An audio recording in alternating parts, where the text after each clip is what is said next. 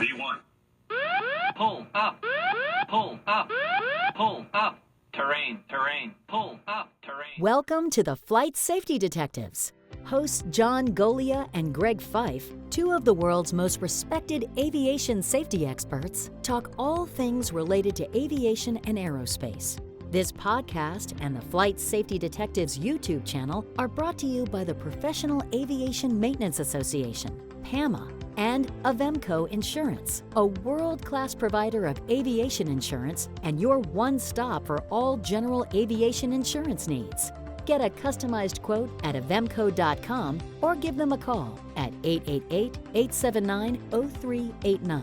Tell them you're a listener of the show and receive a 5% discount. Now it's time to buckle up because it's wheels up for the latest episode of Flight Safety Detectives.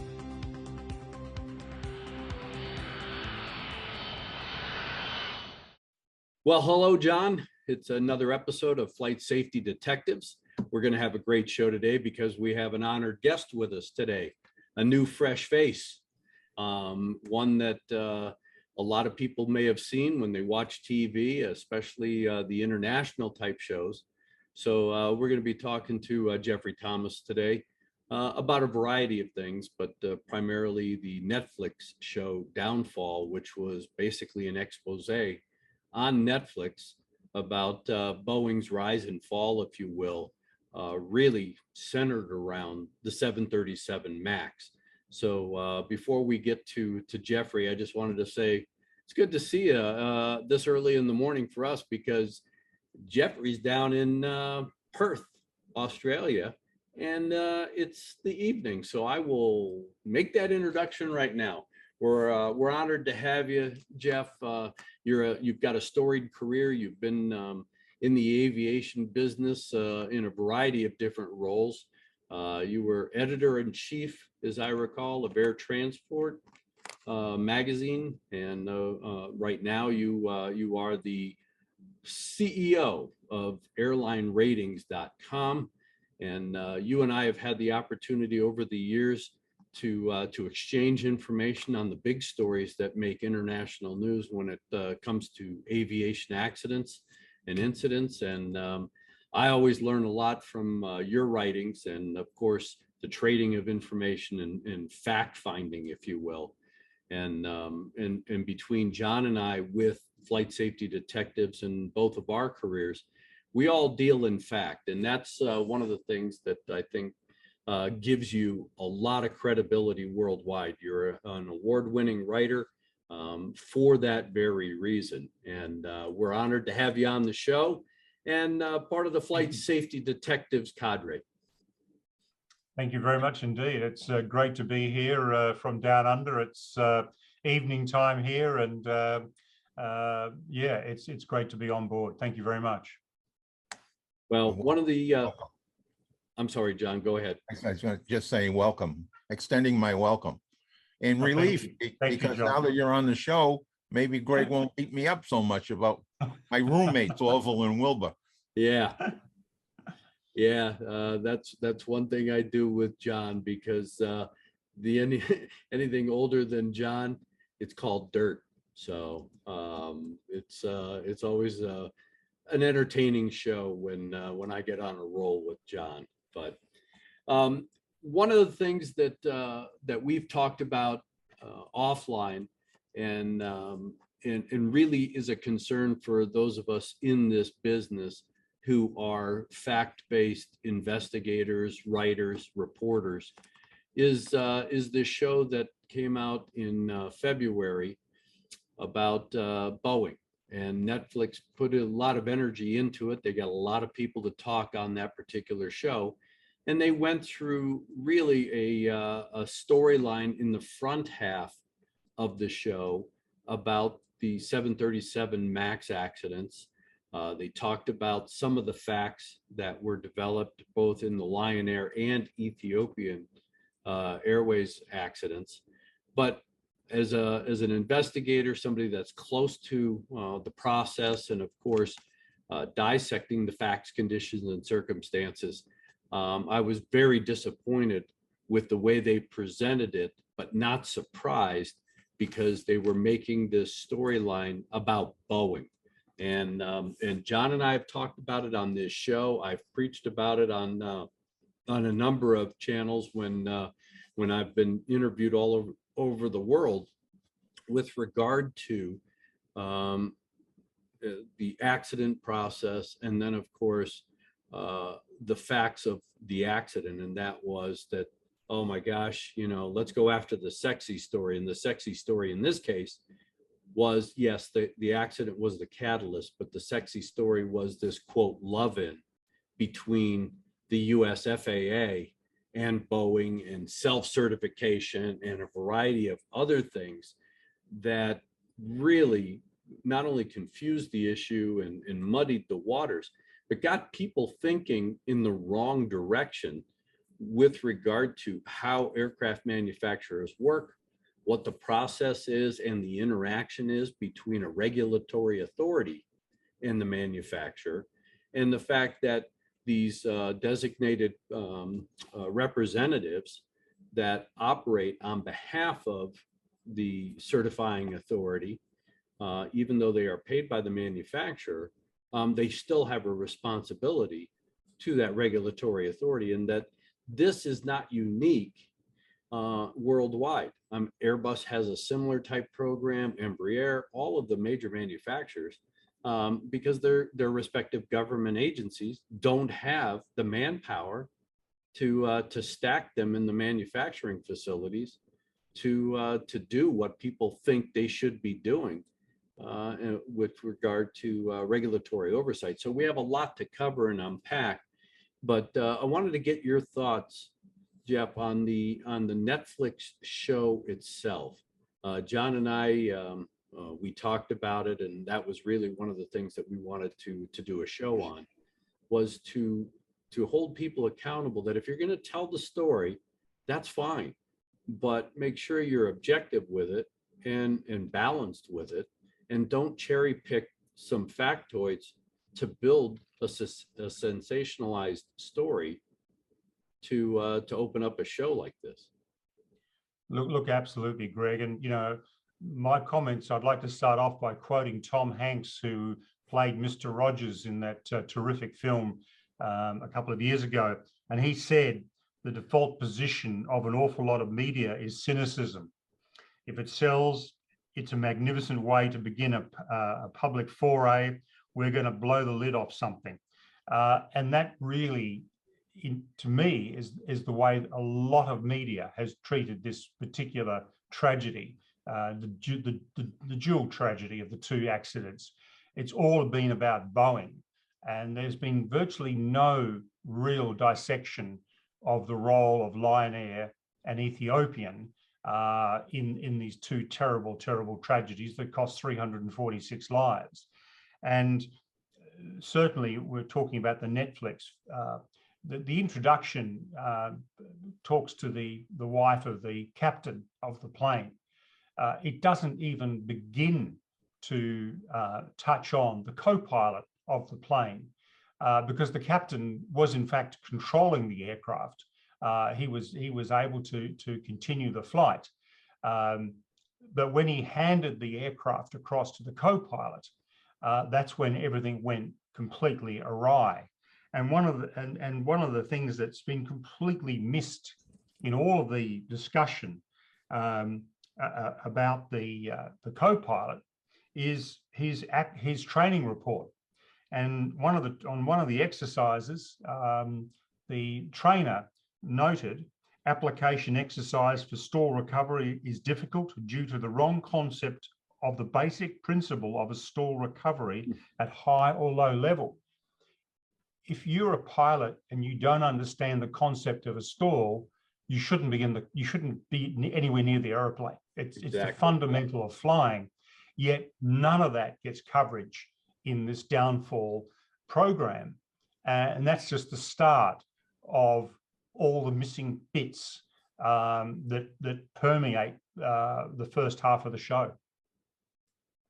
And John and I talked about that, and that is really the basis when you look at accident investigation and telling the complete story, you need to understand that interaction. And there are a lot of unanswered questions. We brought it up when we talked about the NTSC's final report on Lion Air 610, and all of the gaps and all of the basically twisting of the facts or manipulating of the facts to build the storyline against Boeing. One of the things that John brought up, and we'll talk about it here in a second, but that airplane had been flying around sick for almost 30 days prior to the accident, yet that was never brought up. Never. And like you said, Geoff, one of the things is that nobody ever really talked about Lion Air as an organization and their philosophy. And when you put a sick airplane back on the line for 30 days and you ask pilots to fly it, especially when they flew it from Bali back to Jakarta on one of those flights, because they supposedly couldn't fix it in Bali, and the stick shaker is going for 2 hours on that flight. That makes no sense to me. No, it would never happen in Australia. It would never happen in the United States. It wouldn't happen in many, many jurisdictions. It speaks terribly of Lion Air. And then when you add to the fact that the particular incident wasn't written up properly, then you add to the fact that the part that they used to replace the faulty angle of attack sensor was a non-Boeing part. It just adds up to a litany of failures, which you sort of sit back and say, how can an airline that is IOSA compliant, had passed an IOSA audit, how can it do this? This is so against what IOSA, which is the International Operational Safety Audit done by IATA, that this throws that completely out the door. It's frustrating when you look at all the press reports, and the talking heads always talk about the chain of events leading up to accidents, except this accident. Yep. Nobody talked about the chain of events in this accident because they didn't want to get into that 29 days of the poor maintenance. On the 30th day, the captain and the events that the failure to retard the throttles, basic flying skills. You got this airplane at low flight with full throttles. Give me a break. That airplane had to be shaking all over the place. It just defies good journalism that they disregarded all of those events that they were aware of and never mentioned them. And again, the Lion Air report, there was a lot of information in there that supports the fact that MCAS didn't cause this accident. Was there a contributing factor?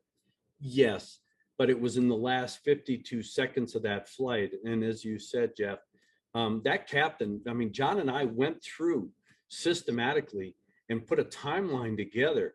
That captain had the airplane, as soon as the trim started rolling, he would counteract the trim, it would reset MCAS.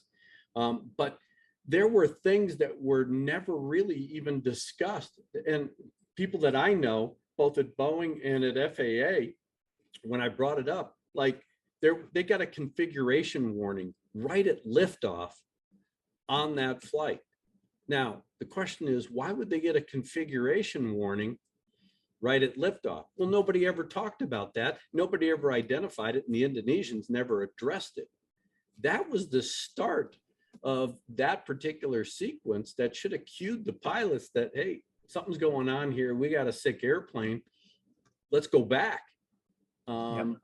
There's a lot, but when you look at the way Netflix presented, at least that particular accident, like you said, they didn't really get into those backstories, those factual backstories that form the basis for really getting to the heart. Yes, it's a tragic accident. Yes, we lost the airplane. Yes, the pilots had some level of control issue. But when you look at management, you look at management philosophy, you look at maintenance philosophy, the fact that they, like you said, they went out and bought a non-standard part. All they had to do was go to Boeing and call them and say, hey, we got a problem with this AOA sensor, send us a new one. Nobody ever talked about why they didn't do that. Indeed, and it just beggars belief that of the things they did, and you talk about a series of contributing factors. There were so many contributing factors to this. It almost defies belief, and it's deeply, deeply troubling performance by a large airline in Indonesia. Yep. And then when they presented the information about Ethiopia, now there's a lot of stories that have come to light. The Ethiopians still technically have not issued their final report. They put out their interim final report that John and I have looked through and started to examine, and we were going to dissect that report like we did with the Lion Air report, but the Ethiopians have said, well, this is just the interim final. Well, there were a lot of causal statements and that kind of stuff in that interim final. I'm wondering what the final report's going to look like. But there are a lot of facts, a lot of errors. And one of the first things I questioned, as a lot of other people did, was how do you have a 28-year-old captain with over 8,000 hours of flying time? That doesn't happen. And now there is information that has come to light with regard to the fact that when pilots jump seat as observers, they are logging that as flight time, which will explain or could explain the fact that you have all these pilots that supposedly have all these thousands of hours at a very young age, when in fact none of that's flight time. It's observation time, but they've counted it as flight time. You know, I love that because I probably have 500 or 600 hours in the DC-9 and 300 or 400 hours in the 737. I can go out and ask to get typed. Yep. Using that as a yardstick. I mean, really, I flew in both of those cockpits so much that I was so comfortable that I could go to sleep up there. And those seats are not comfortable at all. Yeah, it was just disheartening to see the presentation, because that's what opened up the show. So now the viewer has this, this feeling now that it's bad Boeing, and they put these people in a position of jeopardy, when in fact, when you look at it as an accident investigator, you take all the emotion out, you take all of that other fluff out, and you look at the facts. Yep. You can see that chain of event, that causal chain of event resides in the cockpit with those pilots. Airplanes are airplanes. They all fly the same. Yep.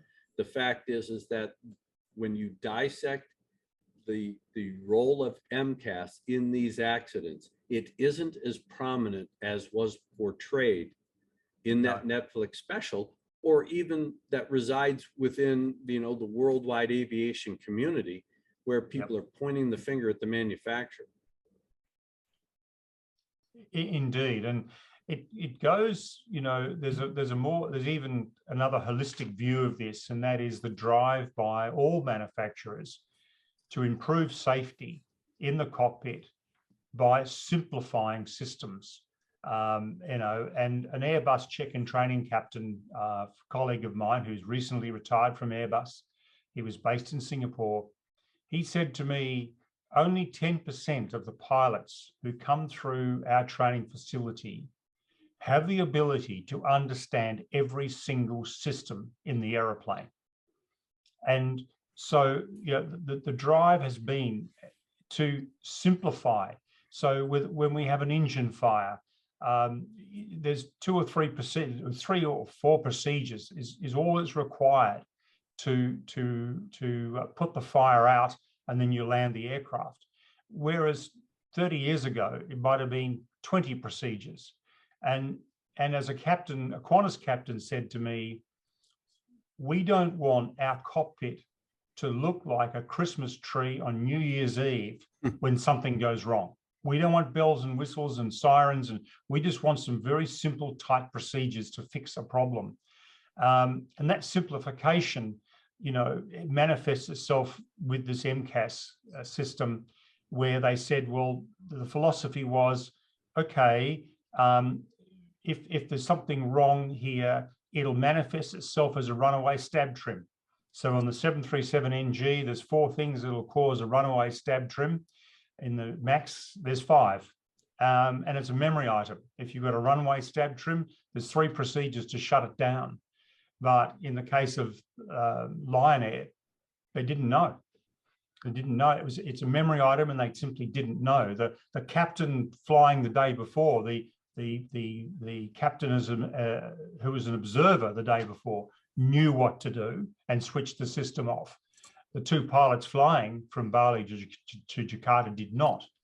But the issue here, it appears to be that both Boeing and Airbus, and then Embraer and Bombardier, the design philosophy appears to be flawed in as much that they're assuming a certain level of training of the pilots. That is not the case. It may be the case in Toulouse, it may be the case in Seattle and Montreal and Sao Paulo, but it's not the case in so many countries of the world. And there's been a major reset across the globe about, okay, our pilots may not be as well trained as we first thought. So it's been a watershed for the whole industry on the design of cockpits and what we need to do. And that, go assuming ahead, the manufacturers have long assumed that their flight crews and their maintenance crews knew what they were doing. And this Lion Air accident really casts a shadow on both of those areas. You know, when I look at the maintenance issues in those 29 days before this accident, I don't know a mechanic in the United States that would have released that airplane on day 29 or on day 1. That airplane was, wherever it was going to be home for a while. But in other parts of the world, they just keep the metal moving. And you brought up a good point, and that is training. And John and I, of course, have talked about that, that all training isn't created equally, that people and the training philosophies are not created equally. And those are the kinds of stories that I think that if you're going to tell it, like in this Netflix presentation, then get into the training at Lion Air, get into the training at Ethiopian. And it's funny because the CEO of Ethiopian Airways had talked about this almost right after the accident, about how well trained, how outstanding their pilot corps was. Yet, if you look at the things that make it into Av Herald, but only a select few of us read it, you'd see that Ethiopia doesn't have, that quote stellar pilot crew that the CEO talked about. They had 2 different flight crews try to land at an airport that was still under construction. If your training is that good, your operational discipline is that great, and your pilots are stellar, then how is it that you have 2 separate flight crews making the same mistake? It's things like that. And those are the things that form the basis. And in this Netflix show, I just think that it started out bias, and it really inflicted or influenced the bias of the viewer by the way they portrayed those 2 accidents, so that they could lead into the second half of that program, which was getting into the whole change of philosophy that Boeing went through upon acquiring McDonnell Douglas. And I think that in and of itself, they didn't do a good job telling the real history. Like I said, John's been around since the Wright brothers, so he's watched that evolution, if you will, with Boeing. But, in talking to other folks in the industry, Boeing was at the top of their game. But then, of course, when they acquired McDonnell Douglas, that seemed to impart their a different philosophy that led to what this show was called, the downfall. But is it really a downfall, or just a different path that they took that may not have been the best path for an organization like a Boeing?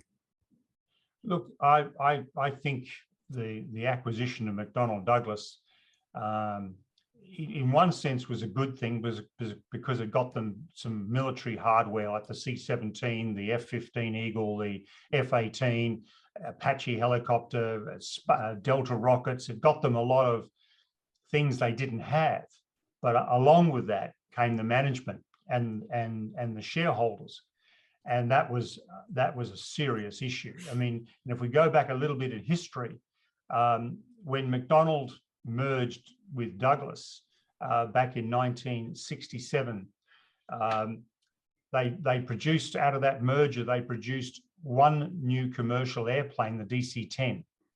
After that, they did not produce one new commercial airplane for 30 years.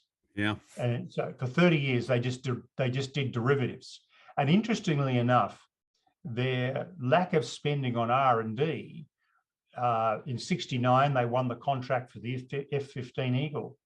But after that, they only produced out of their own design shops one new military airplane, that was the C-17, because the F-18 is a Northrop design. The Harrier they produced was a British Aerospace design. So the lack of R&D and the focus on profits meant that by 1997, McDonnell Douglas was just a shell of a company that did have some legacy projects. And then going into the merger with Boeing, that philosophy continued.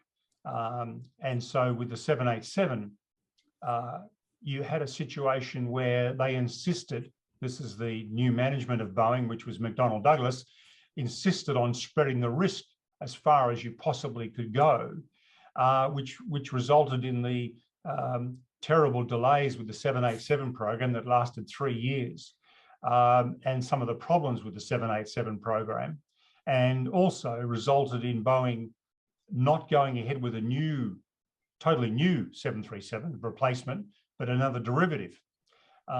So it's had a devastating impact on Boeing. But coming out the last couple of years, I believe that Boeing has got back to its roots, got back to its engineering roots, and I think we're going to see a different Boeing going forward from now. You know, it's interesting you raised that R&D question, because, you know, there was a period in the 90s where we had a lot of MD-11s that were crashing, and it was deemed to be software issues because it's a fly-by-wire airplane, but they never addressed any of that. Douglas did. It was only until after Boeing's engineering department got a hold of that airplane that they fixed those problems and made it into a pretty good airplane. But prior to that, Douglas just was asleep at the switch. Well, one of the reasons too was they reduced the amount of area on the horizontal stabilizer to save on weight, and that impacted the controllability of the airplane on landing. And most of the accidents were landing accidents. Yeah, and they were more unique. They were moving fuel all the time between the tail and in the middle of the airplane for CG issues, because that airplane, one of the criticisms was it couldn't meet the range requirements. And a lot of it, they started playing with the CG by moving fuel back and forth. And it became cumbersome. It turned out to be a decent cargo airplane for the major cargo carriers, but as far as a passenger carrier, people didn't like it. And in fact, I did the first MD-11 event involving China Eastern Airlines when they first acquired the MD-11. They had an in-flight slat deployment at 33,000 feet that ended up putting the airplane on its nose, and the pilots got the airplane into a PIO, pilot-induced oscillation, and ended up injuring a number of people, making an emergency landing in Shemya, Alaska. But we found it was a design issue. They had combined the flap and the slat handle from the DC-10, which had two separate handles. They put it into one, and we found some design issues with that. So all of these backstories, these are the stories that really form the basis for understanding the complexities of aviation, the complexities of what manufacturers must go through, of course, the challenges.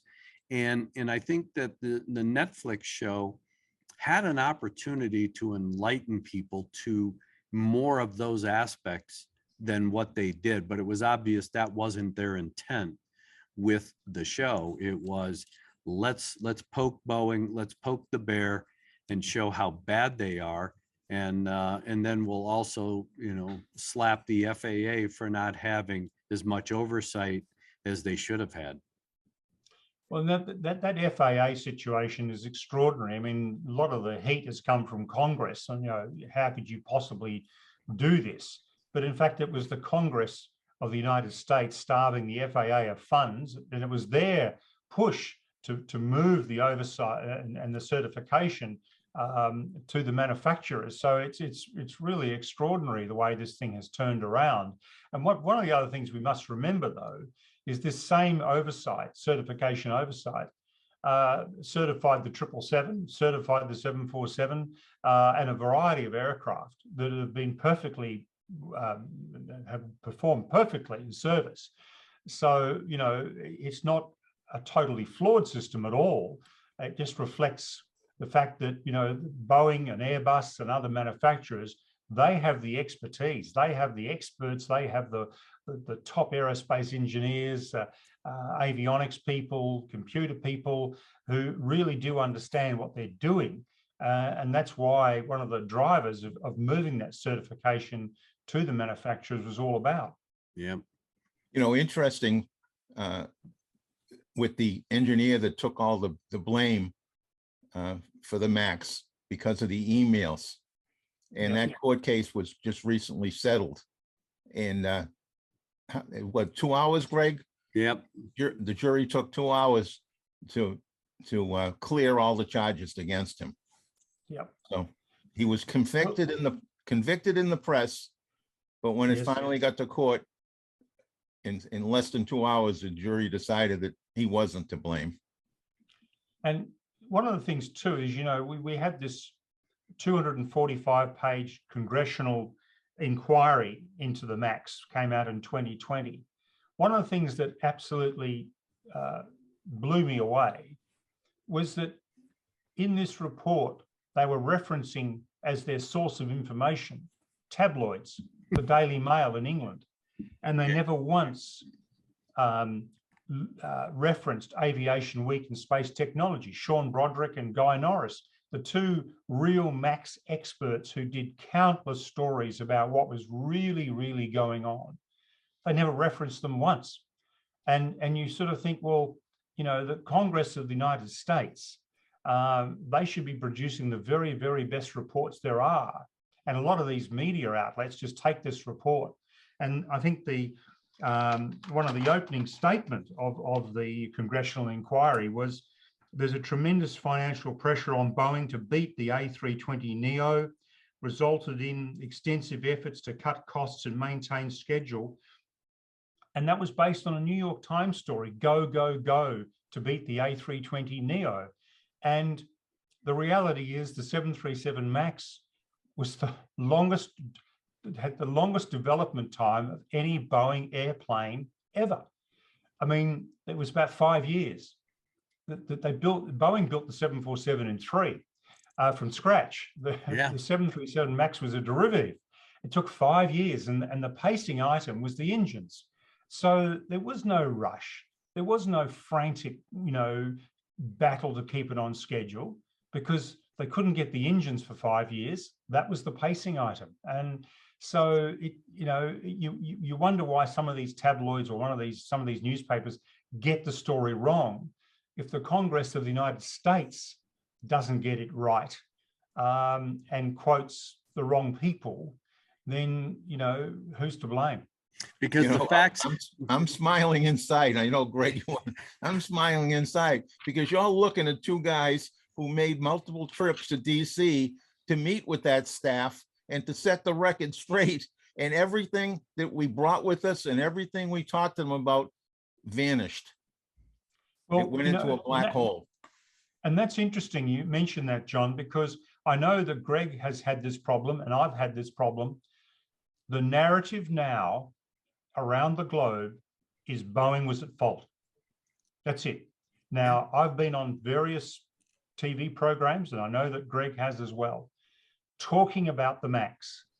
And if you dare say anything other than Boeing was at fault, the interviewer, who's talking to the supposed expert, starts criticizing you and says, how can you say that? Yep. You know, Boeing was at fault. So it's almost as though it's a lost cause in a sense out there in the wider world. I mean, within the industry, we know where a lot of the fault lies, and we know a lot of the issues, but in the public arena, the narrative is Boeing's at fault. That's it. Geoff, it's because facts aren't sexy.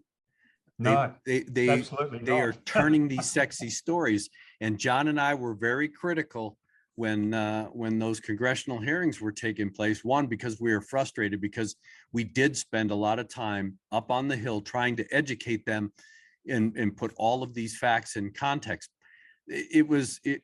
When you look at it in hindsight, it was, okay, we'll appease these guys, we'll take this information, but they aren't speaking the narrative we want to hear. And then they get Captain Sully and a few other people that John and I know, and I know you know them as well, to go up there and spew stuff that is not fact-based. And, when it came to Sullenberger talking about training programs, come on, that is so lame. And others, I mean, that wasn't the story. But that was the narrative that Congress wanted to build so that they could support what you just talked about. And that was, they took this sensational stuff, they were going to poke FAA, they were going to go after them. And that was the story, but that really wasn't.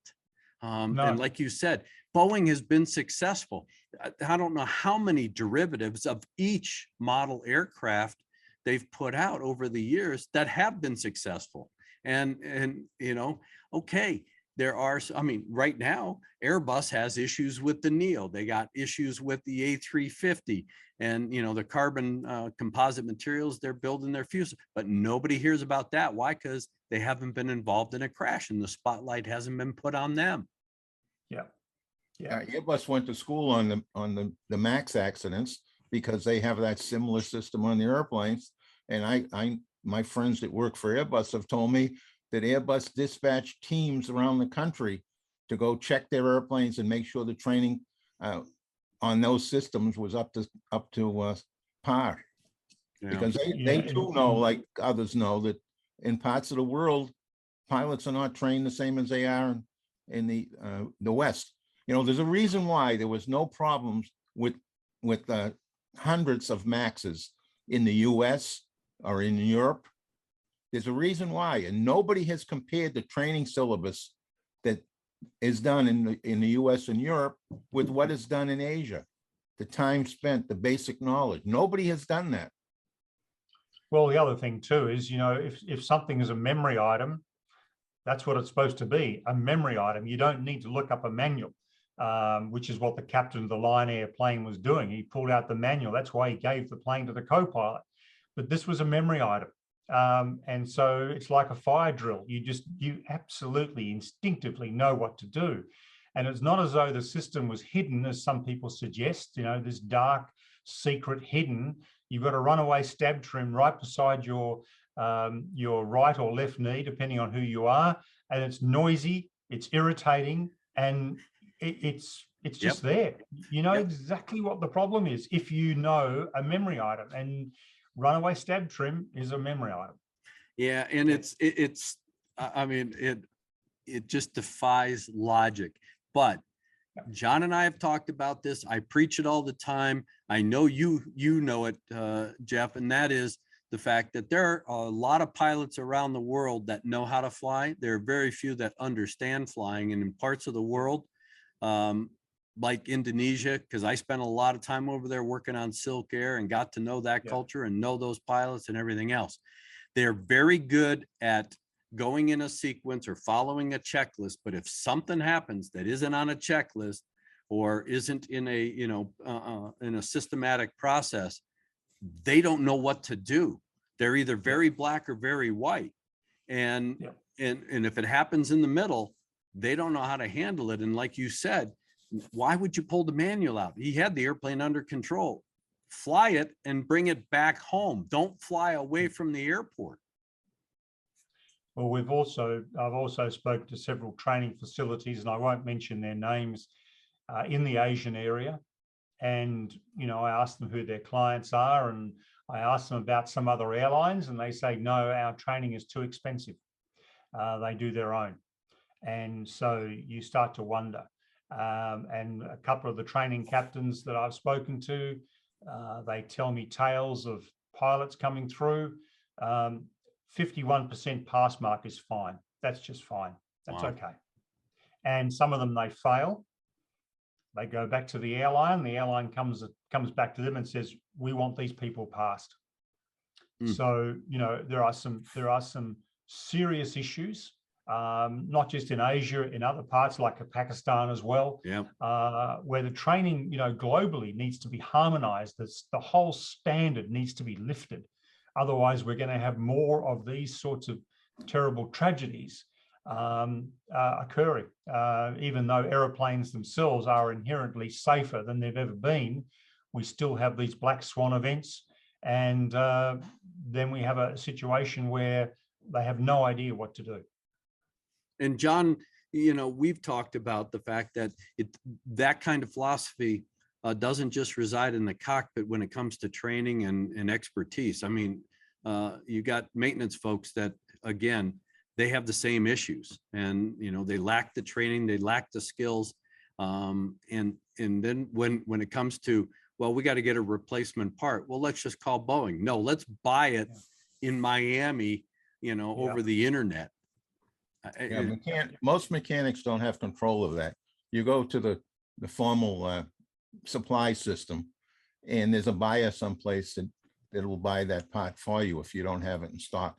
And they'll search on the what they call the ILS, which is a locator system for parts, and they'll find it the cheapest place they can and have it shipped in. So can't get any cheaper than going to Boeing and say, hey, I got a brand new airplane, I need a replacement part. Yeah. Right. It probably would have been freed from Boeing. Yeah. So, but those are the kinds of things. And the other thing we've heard, Geoff, is that with these airlines, kind of like what you were talking about with pilot training and the expense, is the same with buying additional equipment on your airplane. You're spending, X amount of dollars, $50 to $100 million on an airplane, and you're not going to spend an extra $10,000 or $100,000 on a second AOA probe when it's been offered to you, or some other safety system that for that price that you're going to amortize over the cost of the airplane and the life of the airplane and everything else. Why wouldn't you err on the side of putting more safety into the airplane rather than less? Look, indeed, it's there's two sides to this. You've got some airlines around the world that don't put window shades in their cabin because it saves them money. They don't put a seat back pocket onto their seats because it saves them money. And then you've got top of the line airlines like Qantas, Air New Zealand, for instance, and they want to put some new safety feature in the cockpit. They still have to do the business case to get ticked off by the accountants. And I remember years and years ago, a very, very well-known engineering chief of Cathay Pacific, Stuart John. He was a legend in the industry. He sure was. And I was talking to him about TCAS, and it had just been introduced. And he said to me, it's a gimmick that pilots will love. And I thought, I cannot believe that he is saying that. He was an extraordinary man, a giant in the industry, but he thought TCAS was a gimmick. So I believe that all safety features should be standard on airplanes. It should be taken out of the hands of accountants and the board of airlines. They should be made standard like they are on the 787. It's just standard. It's just everything, every feature is standard, and that's the way it should be. And that's the way we need to move. Well, in the early years with the Airbus, early and middle years with the Airbus, flight data recorders. I was thinking of an example. Flight data recorders. Airbus had hundreds of parameters on their recorders long before anybody else did, and it was standard. And at Airbus philosophy, and talking to some folks at Airbus, I was told that airlines had come to them and wanted the minimum parameters that the government required. And Airbus said, sure, we'll be glad to build the airplane for you. It's going to cost you $75,000 more because our airplanes come standard with this recorder. Yeah. And that's sort of just ended the discussion. But Yeah. Boeing was just the opposite, and Embraer also was just the opposite. They came with the minimum required by regulation, and if you wanted a more robust recorder, you had to pay for it.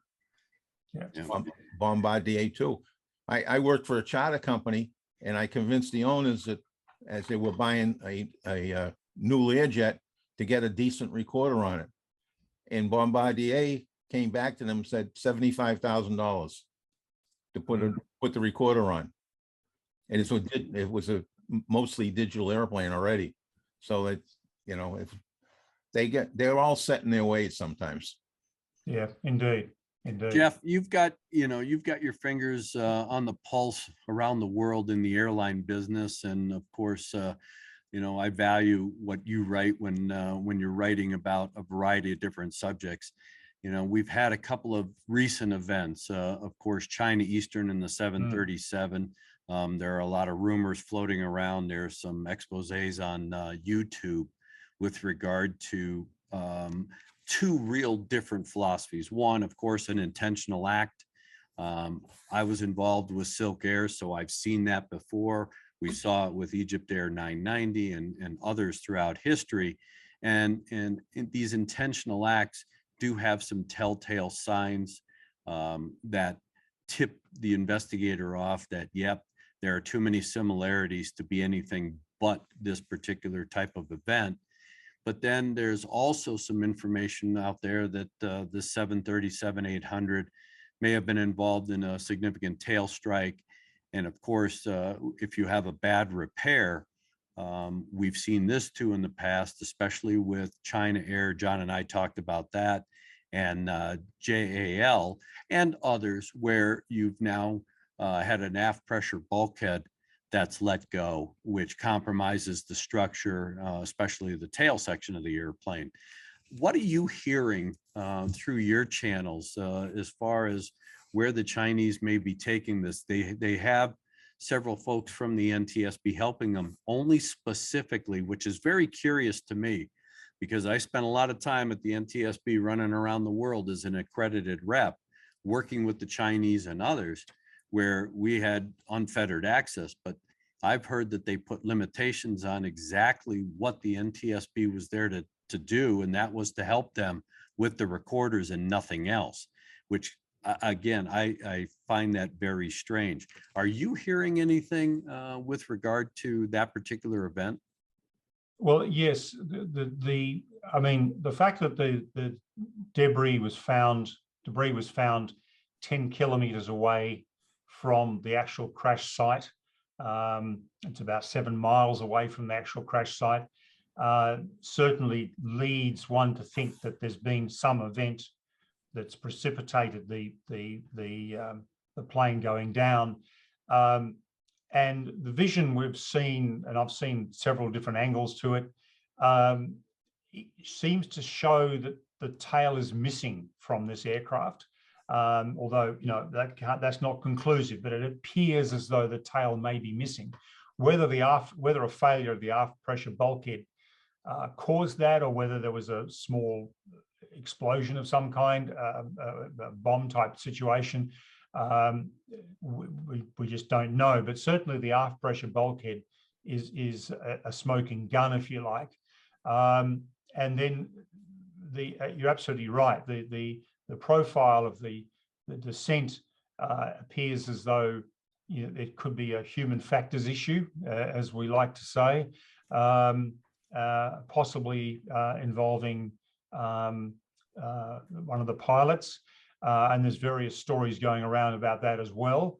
But as far as the Chinese investigation is concerned, I think that they're going to try and make this a really good, transparent investigation. I mean, the reality is if the NTSB is downloading the cockpit voice recorder and the information we get is not what was downloaded, then one way or another, it's going to get out and it'll make them look very, very silly. So I'm really hoping that they do a very transparent investigation and give the NTSB, and I would imagine the BEA of France, because I'm sure they'll be involved at one stage because of the CFM engine, that we will get a good report. There's one other piece that's not mentioned very much, and that is that there's an airworthiness directive out against some of the structure back in the tail, a required inspection because of cracks that have suddenly appeared and seem to propagate at a unusually high rate. So there is an AD note out on that, and nobody has mentioned that so far. Yeah. Okay. So when you look at these kinds of things, that is really the importance of having a thorough and methodical investigation. But as you said, Geoff, it's all about transparency as well, because that's where the industry is going to learn, good, bad, or indifferent. If this happens to be an intentional act, it's an unfortunate event. We tried to learn some lessons from the Silk Air event and the Egypt Air 990 event. But when you look at that, pilots are humans. You are going to have those rogue pilots for whatever reason.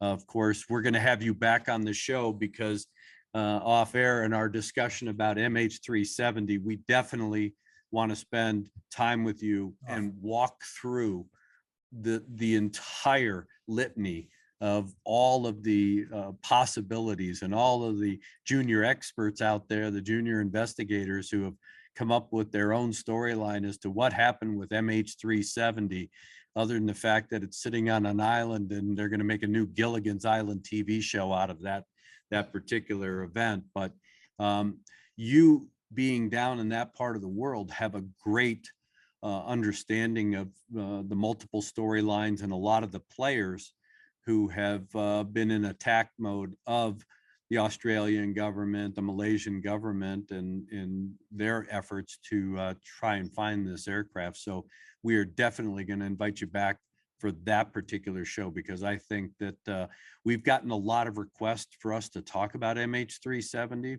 And I think that with your knowledge and some of the things that we've learned, that'll be a really good backstory type accident to discuss. And in fact, I use the wrong word all the time. We don't know if it was an accident. If it was an intentional act, then it's not an accident. And so those are the kinds of things that I think that I would love to talk about with you, because you are in the know down there. And I think that, again, the world still finds this a mystery, just like the Amelia Earhart disappearance. And they want to put some at least semblance of reality and logic to what possibly happened. So we'll definitely have you on the show. I wanted to close real quick with the fact that we are honored that you took the time to become part of the Flight Safety Detective family. I value your friendship and, of course, your expertise, and you bring that reality to the reporting. And I think that for those of our listeners and viewers who know you or don't know you, they should be plugged in, because you bring a very solid and fact-based perspective to a lot of these aviation subjects that we talk about. And you don't build that sexy story. You use the facts to build the storyline as it should be built. So I appreciate your efforts and, of course, your expertise when it comes to accidents and incidents, and trying to explain to the flying public what is fact and what is fiction. So, John, I'm going to let you say goodbye to our guest, but before I do, Geoff, I can't thank you enough for taking the time. And I just want to say that anytime you want to talk, you are more than welcome to reach out and become part of the Flight Safety Detective YouTube channel. Thank you very much. Thanks. So. And let me leave you with just one little factoid about MH370. There's been 130 books written about the loss of MH370. 130. How many of them are factual?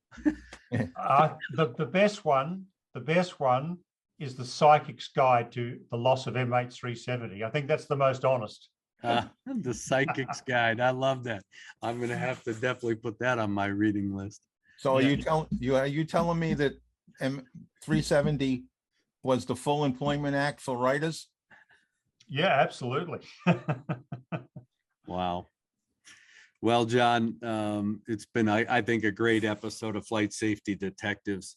We now have a new expert to chime in with you and me to keep us both straight when we start straying with the facts. So we're very honored. But as I always do, I am going to leave you with the last words. Well, two things. First one is, we've strived to get this show to 30 or 40 minutes. And here we are, we're running at about an hour, and it has gone by in the blink of an eye, because the discussion has been very fascinating, very, very informative for our audience. So thank you, Geoff, for all of what you've done to make this show a success. And to our listeners, I'd like to remind everybody that before you go flying, you need to do a good pre-planning session. And when you get out to the airport, you need to do it again. And then when you get out to your airplane, you need to do a very thorough pre-flight inspection. And as part of my work, trying to figure out what we can say about all of that, I've discovered that there's very little guidance out there in detail to tell wannabe pilots or pilots in general what to look for, how to do a good pre-flight, how to do a good pre-planning session. It's not out there. So as I'm gathering all this information together, maybe we'll have a basis for a good checklist for everybody. But please do a good pre-planning session, including the weather, here, there, and everything in between. Do a good pre-flight on your airplane. And then after you take off, put that head on a swivel, keep it moving, keep your eyes moving, and fly safely. To listen or watch more episodes of this show, go to flightsafetydetectives.com, the Flight Safety Detectives YouTube channel, or your favorite place to listen to podcasts. To contact John and Greg about the show, send them an email at flightsafetydetectives@gmail.com. And remember, for aviation insurance needs, contact Avemco Insurance at avemco.com or give them a call at 888-879-0389. Mention Flight Safety Detectives and receive a 5% discount. Thanks for listening to the Flight Safety Detectives, and remember to always fly safe.